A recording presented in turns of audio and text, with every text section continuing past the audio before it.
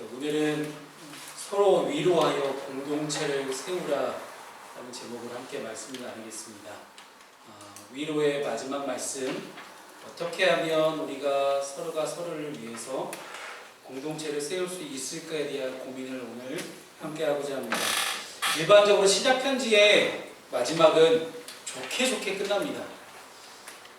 대부분 이제 이 편지를 읽는 독자와 원만한 관계를 기본으로 어떻게 하면 본론을 요약하거나 마지막 권면과 혹은 아쉬움을 담은 인사로 마치는 경우들을 보게 됩니다. 그런데 고린도 후서는 조금 결이 다릅니다. 10장부터 시작된 거짓 사도에게 흔들리고 있는 많은 그리스도인들에 대한 경고와 가르침에 대한 그런 말씀들이 끝까지 계속해서 이어지는 것들을 보게 됩니다. 자칫 보면 이 글의 분위기 자체가 엄중한 분위기 속에서 짧은 권면과 굉장히 짧은 인사로 서둘러 말을 마치는 듯한 그러한 뉘앙스마저 느껴지기도 합니다.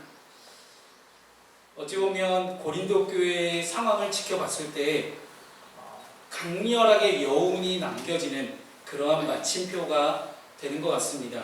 이는 교회가 당면에 있는 그 문제가, 즉 고린도 교회의 문제가 매우 심각했다는 사실을 우리는 알게 됩니다. 동시에 이 엄청난 분위기 속에서의 이 가르침 속에는 짧은 권면도 담겨져 있는데 이 권면이 많은 것들이 담겨져 있습니다. 이 권면 속에는 어찌 보면 굉장히 많은 지면을 할애해서 진리에서 벗어난 사람이 없기를 강하게 가르치고 있습니다. 진리에서 조금이라도 벗어나는 그 순간 미끄러질 수 있다는 그런 위기감을 고조시키는 것들을 우리 보게 됩니다. 진리에서 떠난 것이 결코 그냥 넘어갈 수 있는 문제가 아니라는 것입니다. 마치 충치를 우리가 완전히 제거하지 않고 그 위에 충전대로 덮어 씌우게 되면 그 안에서 골마 터지게 되잖아요. 그럼 이제 잇몸까지 상하게 되는 그런 안 좋은 결과를 갖게 되는데, 그만큼 억지로 덮는 것보다는 들춰내서 째내고 치료해서 완벽하게 말끔하게 깨끗하게 된 상태에서 덮어야 되는 것이 맞는 것입니다. 그래서 사도 바울은 온전하게 우리가 복음에 터 잡고 있는지 스스로 확인해 보라고 우리에게 요구합니다. 또한 이 바울 사도의 권면을 우리가 들여다보게 되면 고린도 후서 전체를 포괄하는 이 권면을 전하면서 하나님의 임재를 기원하고 있습니다. 근데 유의해야 될 점이 이 명령이 명령의 근거가 될 수도 있고 명령의 결과가 될 수도 있다라는 그런 이야기입니다. 그래서 오늘 본문의 말씀을 통해서 바울은 어떻게든 고린도 교회와 같은 이 문제가 많은 교회를 건강한 교회로, 괜찮은 공동체로 세우고 싶어 했습니다. 어찌 보면 지금 모든 그리스도인들이 함께 품어야 되는 이 말씀을 오늘 우리가 함께 나누면서 고린도후서를 우리가 마치며 어떻게 하면 우리가 공동체, 믿음의 공동체, 주님의 몸된 교회 공동체를 잘 세워나갈 수 있을까에 대한 생각들을 함께 우리가 나누기를 바랍니다.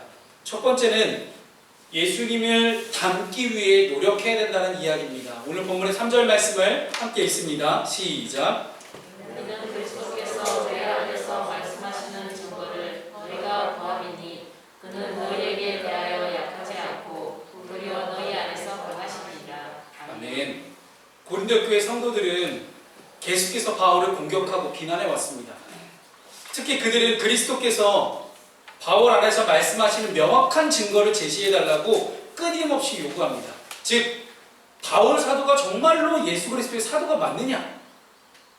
네가 전하는 복음이 정말 예수 그리스도의 복음이 맞느냐라는 그런, 어찌 보면 바울에게는 굉장히 모욕적으로 들릴 수 있는 그런 이야기를 하기 시작합니다.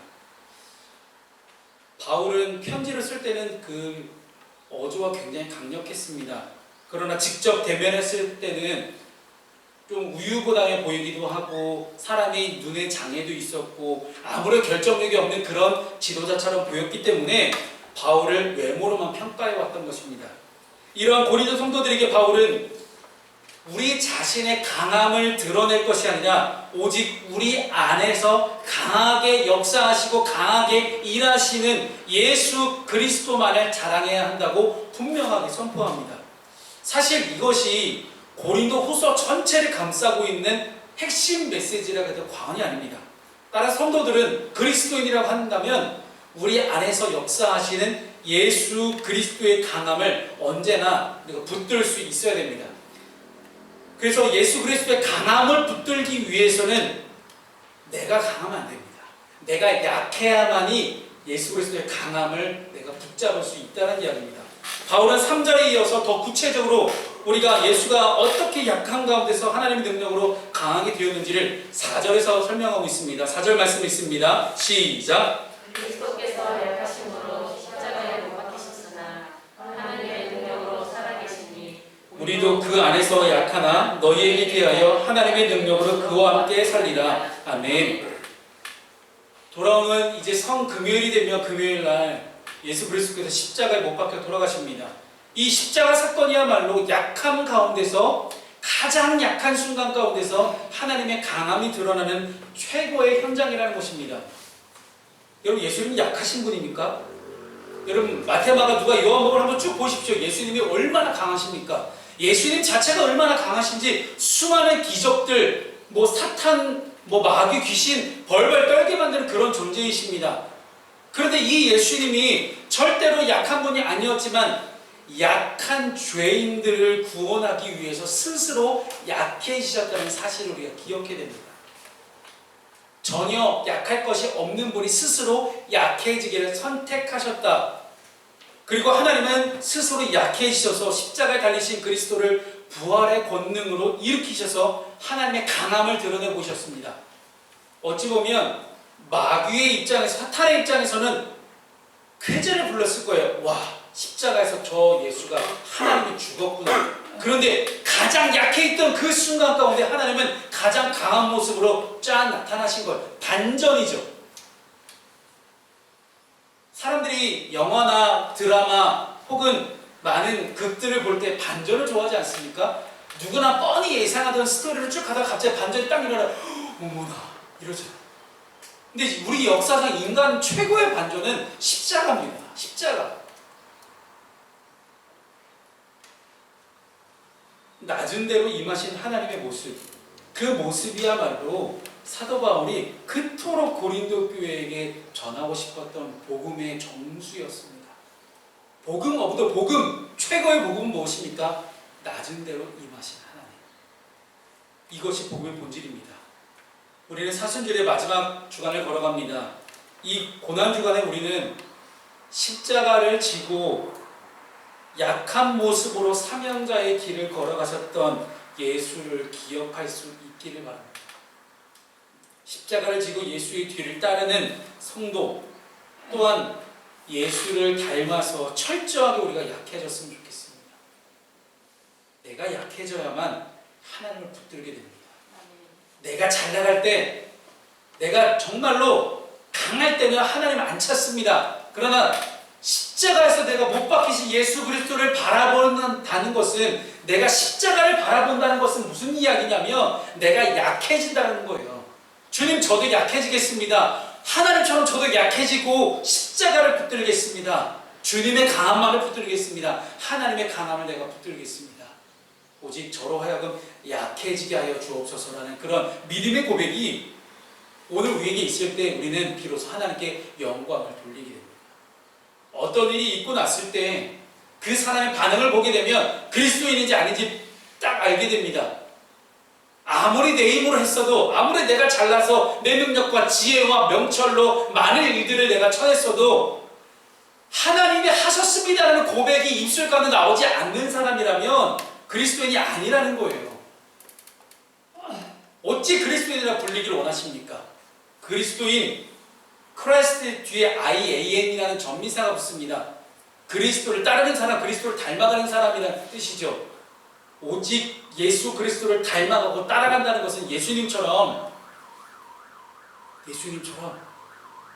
오직 하나님의 강함만을 붙들고 오직 하나님의 뜻만을 이루기 위해서 살아갔으며 오직 하나님께 영광을 돌리기 위해서만 살아갔던 것, 그것이 바로 그리스도의 삶이었습니다. 사랑하는 여러분, 예수 그리스도를 닮는다는 것은 나의 모든 입술의 고백에 하나님 하셨습니다라는 고백이 있는 사람입니다. 나의 잘남과 나의 강함과 나의 모습을 드러내는 것이 아닌 오직 예수 그리스도만을 드러낼 수 있는 저 여러분 되셨으면 좋겠습니다. 두 번째, 우리가 믿음의 공동체를 세우기 위해서는 믿음 안에 있는지 내가 스스로 점검하는 거예요. 본문의 5절 말씀을 함께 읽습니다. 시작. 너희는 믿음 안에 있는가? 너희 자신을 시험하고 너희 자신을 검증하라. 예수 그리스도께서 너희 안에 계신 줄을 너희가 스스로 알지 못하느냐? 그렇지 않으면 너희는 버림받은 자니라. 아멘. 여러분, 이 말씀 그대로 예수 그리스도께서 내 안에 계신 것을 우린 다 압니다. 솔직하게 여러분, 예수 믿으려면 이거를 먼저 점검하셔야 돼요. 정말로 우린 다 알아요. 언제 알게 되냐면 예수께서 내 안에 계시다는 걸 어떻게 알 수 있냐면 저한테 말씀하시고 내 마음속의 생각으로 뭐 고우나 이렇게 얘기 안 하세요. 그런 일은 없습니다. 그냥 착각하지 마세요. 그런 일은 없어요. 내 마음속에 생각으로 나에게 심어주세요. 그리고 내 양심에다가 끊임없이 나에게 말씀하십니다. 근데 이 음성이 안 들려진다. 양심의 마음의 소리에 여러분 아무것도 들려지지 않는다. 아, 주님이 내 안에 안 계시는구나. 그렇게 생각하시면 돼요. 교회 공동체를 세우기 위해서 바울은 스스로 진리 앞에서 자기 자신을 시험할 것을 요구합니다. 여러분, 여기서 시험한다는 뜻을 마치 내가 시험에 빠져서 내가 시험 들어서 내 마음이 어려워 이렇게 생각하시면 안 돼요. 무슨 뜻이냐면 복음의 진리를 따라 살아가는 것이 굉장히 어렵습니다.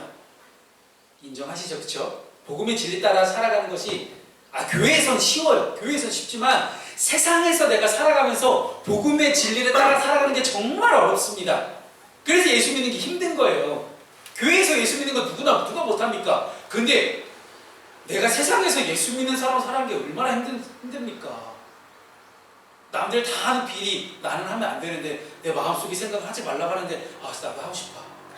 나도 하고 싶어. 나도 저렇게 한번 해볼게. 얼마나 큰 유혹이 와요. 그런데 시험하다라는 이 동사는 현재 명령형입니다. 지속적이고 반복적인 습관의 표현이에요. 지속적으로 그리고 반복적으로 내가 올바른 복음에 터 잡고 있는지 나를 끊임없이 시험해 보라는 거예요. 시험하려면 뭘 어떻게 됩니까? 뭔가 내가 도전을 해봐야 돼요. 아무것도 안 하고 가만히 있는 게 아니라 내가 세상 가운데 그리스도인을 당당하게 살아가기 위해서 내가 실제적으로 내가 알 수 있는 시험거리들을 나한테 만들어 놔야 됩니다. 그래서 도전하는 거예요. 믿음으로. 어떨 때 도전하는 거냐면 남들은 다 하는 비리를 저지를 때 나는 안 해보는 거예요. 당장에 내가 손해볼 수 있죠. 손해가 솔직히 아니긴 하지. 이거 손해라고 생각하면 안 되죠, 여러분. 손해 아닙니다. 남들이 더 큰 이득을 추구하는 거지 내가 손해가 되는 건 아니거든요. 근데 남들이 다 얻는 그 부당 이득을 나만 못 얻는 거예요. 그런데 당장에는 배가 아프고 당장에는 너무 진짜 배알이 꼴려갖고 잠을 못 자요. 그쵸? 그럴 수 있어요. 그런데 내가 정직하게 예수 그리스도 안에서 예수 믿는 사람답게 내가 살아가겠노라 선포하면서 그렇게 믿음의 고백을 하고 내가 결단을 해서 그렇게 하지 않았을 때 하나님이 나와 함께 하시고 하나님이 그래도 나에게 마음의 평안을 주시는구나. 여러분 여기서 오해하지 말게요. 솔직히 여러분 솔직하게 얘기해보면 이렇게 이 정도까지 얘기했으면 목사님 입에서 분명히 하나님 나중에 더 큰 것을 갚아주실 거야. 이거 기대하고 계시죠? 꿈도 꾸지 마세요. 그런 거 바라지 말자고요. 우리가 순간적으로 그렇게 예수 믿는 게 여러분 부끄럽지 않습니까? 그렇게 예수 믿으면? 나중에 하나님 더 큰 것을 갚아주실 것에 대한 믿음이 아니라 지금 나와 함께 하신 하나님 나에게 마음의 평안을 주시는구나. 그것에 감사하세요. 아멘. 배알이 꼴려갖고 죽을 것 같아 이거 말고 배알이 꼴리는 그런 마음 상태가 아니라 하나님 나에게 마음 평안을 주시는구나. 야, 내가 저런 부당이득을 내가 취하지 않아도 내가 마음 편안하구나. 절대로 내가 부러워하지 않는구나. 이야, 너무 신기하네. 부러워하는 게 너무 당연하잖아요. 옆에서 툭툭 찔릴 거야. 아마 사단 마귀에 이끌린 많은 사람들이 찾아와서 야, 너 해봐. 괜찮아. 할 수 있어 너도. 야, 너 부럽지 않냐? 야, 죄송합니다. 어이 병신. 너만 못하냐?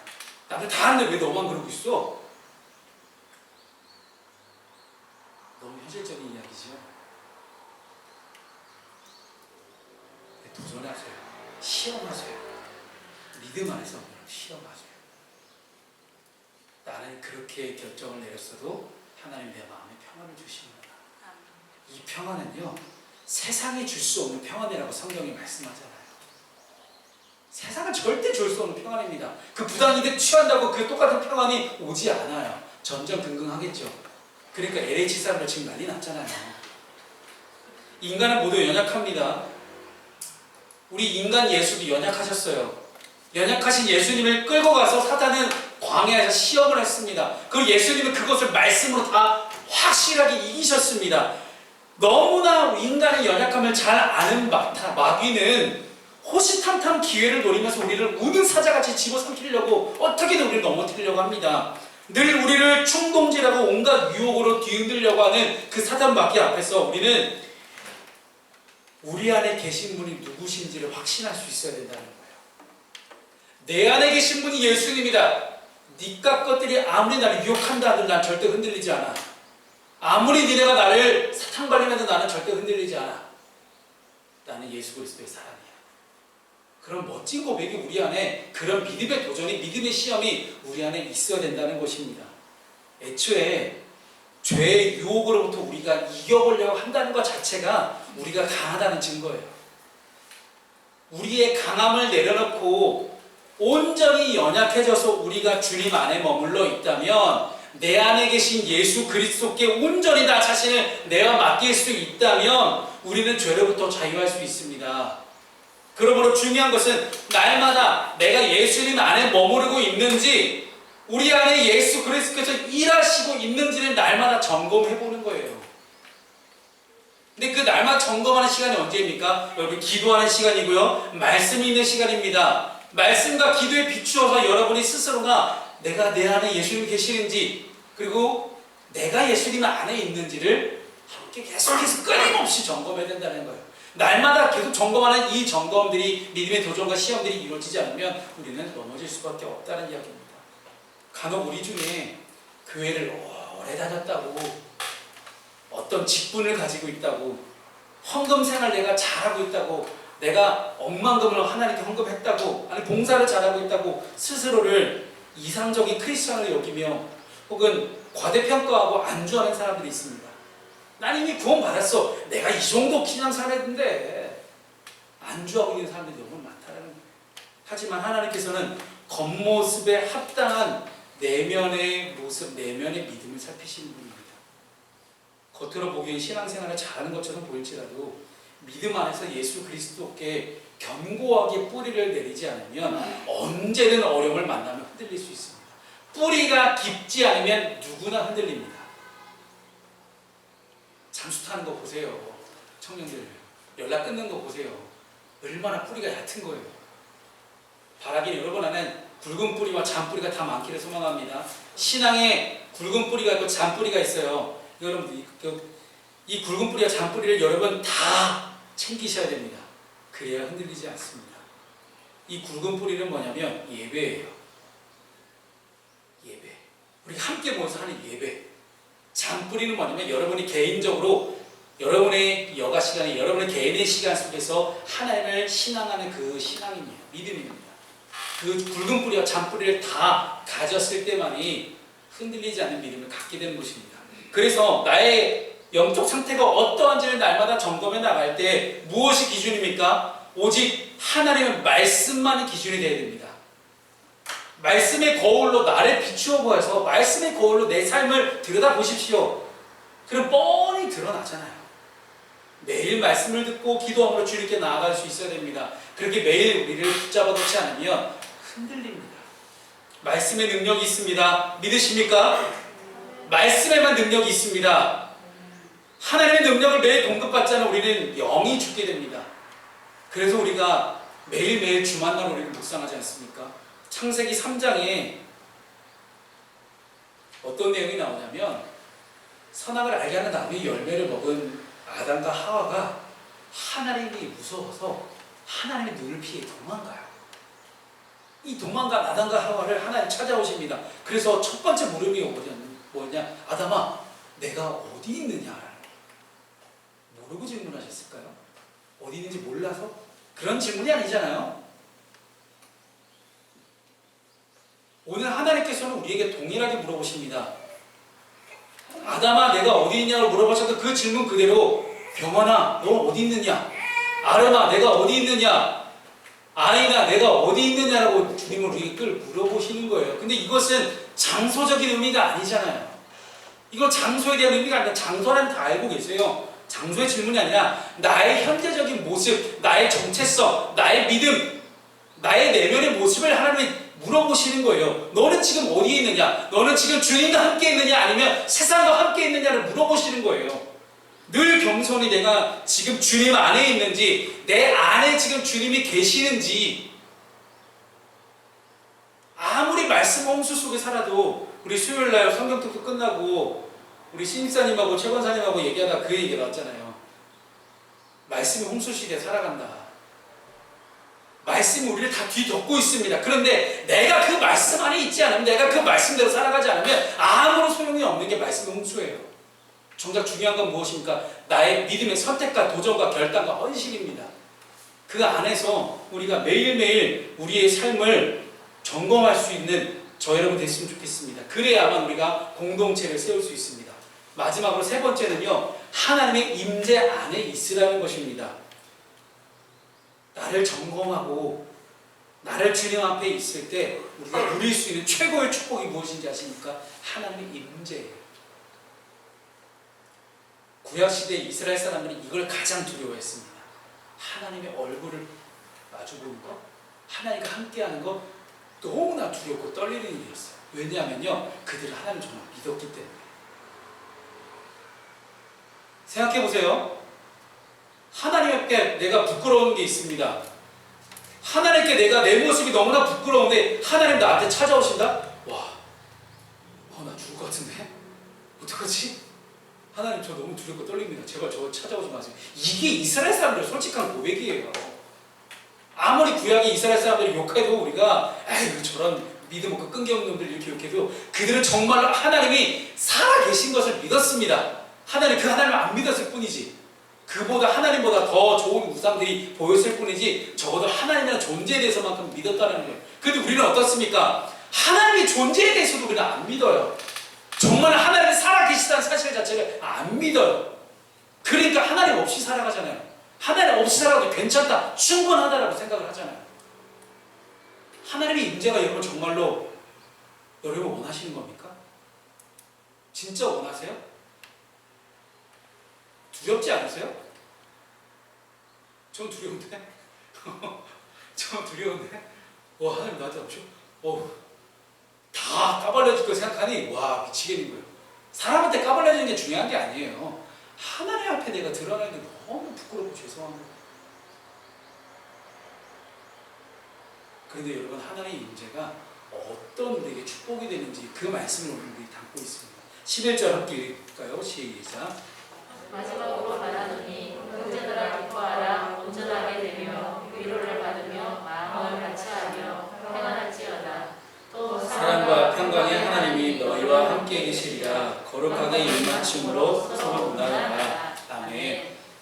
이 마지막으로 하나님의 함께 하심으로 점점 더 건실하게 굳건하게 세워져야 되는 게 공동체인데, 이 11절의 앞부분은 두 개의 문장이 긴밀하게 연결되어 있습니다. 첫 번째 문장은 5개의 명령으로 되어 있어요. 기뻐하라, 온전하라, 위로받으라, 마음을 같이 하라, 평안하라입니다. 교회가 하나가 되고 깨진 관계가 회복되면서 온전한 그리스도인으로 세워지기를 명령하고 있습니다. 두 번째 문장은 하나님의 기원이에요. 하나님이 함께 계실 것이다 라는 거예요. 하나님 함께 하신다. 하나님의 임재입니다. 그리스도인들에게 하나님이 함께 계시는 것보다 더 좋은 축복이 있을까요? 축복입니까? 여러분 심판입니까? 저주입니까? 이 두 개의 문장이 접속사를 통해 연결되어 있는데 이해할 수 있는 폭이 좀 넓어집니다. 이것을 그러니까 명령을 지키며 하나님이 함께 계실 것이다로 이해할 수도 있고요. 하나님이 함께 계실 것이니 이 명령을 지켜라가 될 수도 있습니다. 여러분 그리스도인들이 살 수 있는 삶의 동력원이 어디 있습니까? 그거는 하나님으로부터입니다. 하나님으로부터 이 힘이 우리에게 오지 않으면 우리는 살 수 없습니다. 단 한순간도 살 수 없습니다. 하나님이 함께 계시니 우리는 그 명령들을 수행할 수 있는 것입니다. 동시에 그 명령을 수행함으로 하나님을 더 많이 드러낼 수 있는 것입니다. 즉 하나님과 실질적으로 함께 할 수 있는 것이죠. 다시 말해서 하나님이 함께 하시겠다고 하는 이 약속은 그리스도인이 그리스도인답게 살아가게 할 수 있는 중요한 동력원이 됨과 동시에 실제적인 경험이 될 수 있다는 거예요. 우리도 이 말씀을 기억하면서 그리스도인으로서 기대되는 바 최선을 다해서 살아갈 수 있는 저 여러분 되었으면 좋겠습니다. 정말로 하나님의 임재가 두렵고 떨리는 것으로 다가오는 것이 아니라 정말로 내가 그토록 바라고 원하는 것, 그리고 하나님의 임재 안에서 이 5가지 명령, 5가지의 행동이 정말로 아무런 힘을 들이지 않고 수월하게 잘 될 수 있는 그런 놀라운 순간, 그 순간이 우리에게 있었으면 좋겠어요. 레질리언스라는 영어 단어가 있습니다. 회복 탄력성이라고 번역을 하는데요. 여러분 이제 하나의 고무공을 손으로 쥐었다가 딱 손을 놓으면 이렇게 다시 원상태로 회복되는 것, 이것이 뭐라 회복 탄력성이라고 불려지는 이제 단어인데요. 이 레질리언스라는 단어가 작년부터 엄청나게 키워드 검색에 늘 상위권에 올라와 있습니다. 그 이유는 전 세계 코로나 팬데믹이라는 그런 엄중한 위기 속에서 어찌할 바를 모르고 살아가는 사람들 가운데 심각한 위기와 고난 가운데 있는 사람들에게 이 고난과 위기를 어떻게 하면 극복하고 회복돼서 다시 원상태로 돌아갈 수 있을까에 대한 고민을 담고 있는 사람들이 이 레질리언스라는 단어를 엄청나게 검색하기 시작했습니다.